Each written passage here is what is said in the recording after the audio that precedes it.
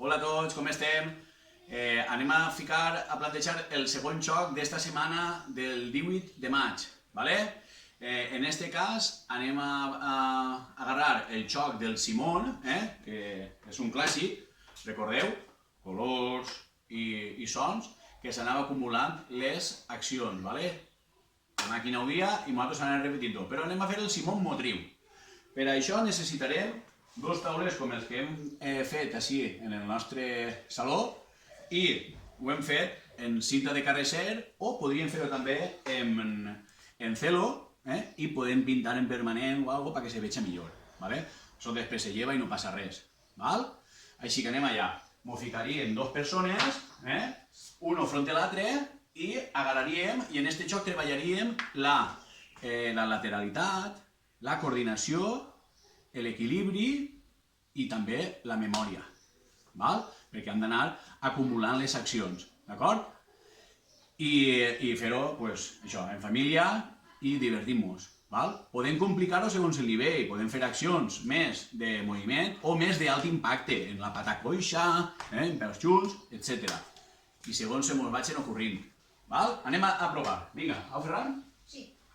Ens col·loquem així en el centre i en aquest cas hem fet pedra, paper i tisores i guanya Ferran. I anem a veure fins a quantes accions jo aguante. Vinga, com vulguis. Digues el número. 1, no? 1. Vale. 1.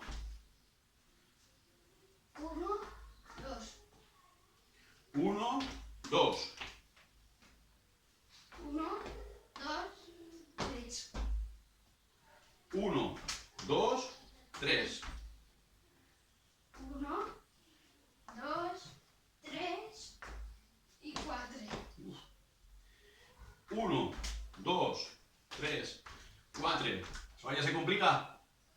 1, Número davant. Dale. 1, 2, 3, 4 i 5. Vale, va. 1, 2, 3, 4 i 5.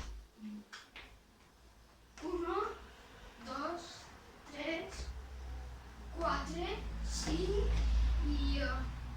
i 6.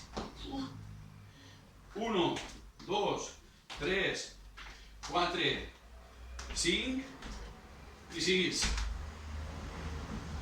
No ho va fer bé. M'he equivocat. Bueno, no passaria res. Però com vegeu, se tracta d'anar fent accions d'aquest tipus. Ara continuaria dint les accions i començaríem una altra ronda.